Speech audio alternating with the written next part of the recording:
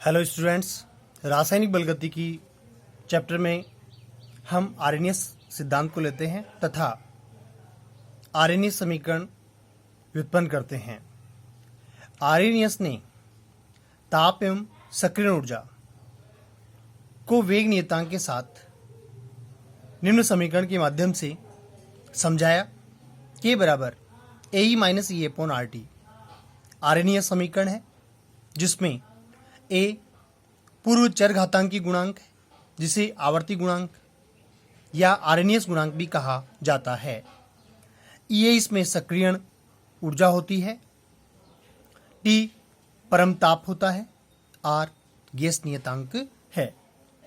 ए तथा ई को सम्मिलित रूप से आर्हेनियस पैरामीटर कहा जाता है। ए तथा ई इनको आर्हेनियस पैरामीटर कहते हैं। समीकरण एक में दोनों पक्षों का प्राकृतिक लघुगणक लेने पर तो ln के बराबर ln A minus E upon R T. समीकरण 2, समीकरण को इस प्रकार से भी लिखा जा सकता है, ln के बराबर माइनस ई अपॉन आर गुणा 1/t plus ln A. y equal to minus M X plus C, इसके माध्यम से ग्राफ बनाया जा सकता है। यदि तापमान T1 हो तो समीकरण, तो यहाँ पर ln के स्थान पर ln K1 होगा, minus E upon R T 1 होगा, प्लस ln ए। यह समीकरण 3 हो गई। यदि तापमान T2 हो तो ln K2, K1 के स्थान पे K2 होगा। समीकरण 2 के लिए तापमान T2 पर तो ln K2 बराबर minus E upon R T 2 plus ln ए।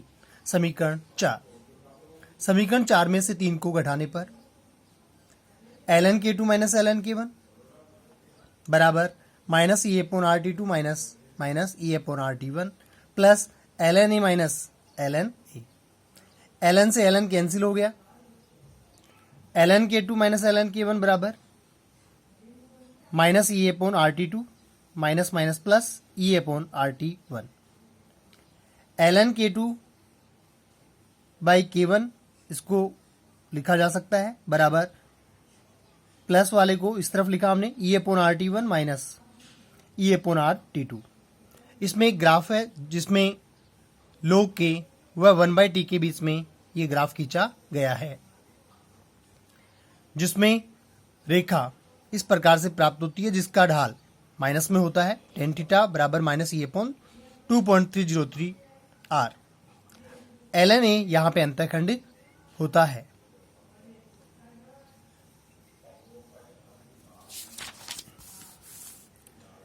समीकरण को इस प्रकार से लिखा जाता है, 2.303 log K2 बाई K1 बराबर ई अपॉन आर कॉमन ले लिया हमने, 1/T1 माइनस 1 अपॉन T2, या फिर 2.303 log K2 by K1 is equal to E upon R T2 minus T1 upon T1 T2, या log K2 बाई K1 बराबर ई upon 2.303 are T2 minus T1 बटे T1 T2। ये समीकरण 5 प्राप्त हुई। तो ये प्राप्त समीकरण आर्हेनियस समीकरण होती है।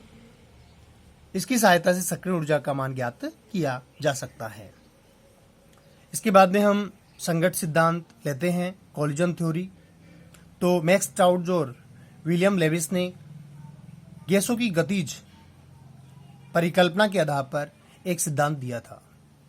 गैसों की गतिज परिकल्पना के आधार पर एक सिद्धांत दिया, जिसे संगत सिद्धांत कहते हैं, जिसमें अभिकारक के अणुओं को एक कठोर गोला माना जाता है तथा इनके मध्य आपस में टक्कर से अभिक्रिया संपन्न होती है। अभिक्रिया मिश्रण में इकाई आयतन में, अभिक्रिया का जो मिश्रण होता है उसमें इकाई आयतन में प्रति सेकेंड में संपन्न होने वाली जो टक्कर की संख्या है उसे संगत आवर्ती Z के द्वारा निरूपित करते हैं।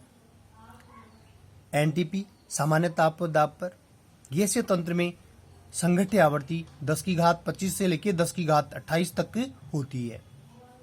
अभिक्रिया में अभिकारक अणुओं में होने वाली वह टक्कर जो अभिकारक को उत्पाद में बदल दे प्रभावी टक्कर या संघट कहलाती है। मतलब अभिकारक अणु इसमें आपस में टक्कर करते हैं और यह टक्कर प्रभावी होती है, जिससे अभिकारक उत्पाद में परिवर्तित होता है। किसी रासायनिक अभिक्रिया में मुख्यतः दो अवरोध उत्पन्न होते हैं। एक तो ऊर्जा अवरोध होता है, जिसमें अभिकारक अणुओं को उत्पाद में परिवर्तित होने के लिए टक्कर के दौरान न्यूनतम आवश्यक ऊर्जा, जिसे देहली ऊर्जा कहते हैं, प्राप्त करना आवश्यक होता है। अतः देहली ऊर्जा अवरोधक है, जिसे पार किए बिना अभिकारक उत्पाद में परिवर्तित नहीं हो सकता। अभिविन्यास अवरोधक दूसरा कारक है, जिसमें टक्कर के समय अभिकारक अणुओं का अभिविन्यास उपयुक्त होना चाहिए, अर्थात परस्पर टक्कर जो है वो आमने सामने की होनी चाहिए, तभी अणु देहली ऊर्जा को पार कर उत्पाद में रूपांतरित हो सकता है। अतः समीकरण की दर निम्न कारकों के समानुपाती होती है। अभिक्रिया मिश्रण के इकाई आयतन में प्रति सेकेंड होने वाली टक्कर या संघट्य आवर्ती, जिसे Z के द्वारा लिखते हैं। दूसरा, प्रभावी संगठनों के अंश F, अर्थात सही दिशा में अभिविन्यासित एवं पर्याप्त ऊर्जा धारित अभिकारकों के अंश dx/dt बराबर F गुणा Z। F संगठनों के प्रभावी संगठन के अंश है, Z यहाँ पे संगठन आवर्ती है। संगठन आवर्ती Z को हम परिभाषित कर सकते हैं। अभिक्रिया मिश्रण में प्रति इकाई आयतन में प्रति सेकेंड होने वाली टक्कर की संख्या संगठन आवर्ती कहलाती है। क्रियाकारक अणु का उपयुक्त विन्यास किस प्रकार से होना चाहिए? जैसे OH अटैक कर रहा है कार्बन पे, तो ये संक्रमण अवस्था बन रही है और Br यहाँ से अलग होगा, ब्रोमीन, और OH इसके साथ जुड़ेगा और उत्पाद का निर्माण करेगा। तो ये टक्कर उपयुक्त है, सही अभिविन्यास में टक्कर हो रही है, लेकिन ये गलत अभिविन्यास में हो रही है, जिससे उत्पाद नहीं बन रहा। क्योंकि OH यदि इस तरफ जुड़ेगा तो ब्रोमीन, इस पर भी नेगेटिव चार्ज, इस पर भी नेगेटिव चार्ज, दोनों एक दूसरे के द्वारा प्रतिकर्षित होंगे, तो यहाँ पे कोई प्रोडक्ट नहीं बनेगा। अभिक्रिया वेग की ताप पर निर्भरता। सामान्यतः अभिक्रिया का ताप बढ़ाने पर अभिक्रिया का वेग बढ़ता है, क्योंकि अभिकारक अणुओं के मध्य टक्कर बढ़ती है, गतिज ऊर्जा बढ़ती है, इसलिए उत्पाद शीघ्रता से संपन्न हो जाता है। सामान्य प्रेक्षण के अनुसार 10 डिग्री सेल्सियस ताप में वृद्धि करने पर रासायनिक अभिक्रिया का वेग 2 से 3 गुना तक बढ़ जाता है। ताप गुणांक n को हम इस प्रकार से लिख सकते हैं, Tt प्लस 10 डिग्री सेल्सियस बटा Tt, मतलब 2 से 3 गुना वेग 10 डिग्री सेल्सियस ताप बढ़ाने पर बढ़ता है। सामान्यतः अभिक्रिया वेग की वृद्धि को निम्न कारकों के द्वारा समझा जाता है, जिसमें पहला संगठन आवर्ती बढ़ने से और दूसरा प्रभावी संगठन वृद्धि से। तो ताप बढ़ाने पर अभिकारक अणुओं की औसत गतिज ऊर्जा में वृद्धि होती है, जिससे प्रति इकाई आयतन में प्रति सेकेंड होने वाली टक्कर की संख्या बढ़ती है, जिससे अभिक्रिया का वेग बढ़ जाता है। प्रभावी संगठन वृद्धि। प्रभावी संगठन सिद्धांत के अनुसार सभी संगठनों का मान जो है, प्रभावी संगठन सिद्धांत के अनुसार सभी संगठनों का मात्र कुछ अंश ही रासायनिक परिवर्तन करने में सक्षम होता है, जो प्रभावी संगठन कहलाता है। अर्थात यह अंश देहली ऊर्जा को पार कर लेता है।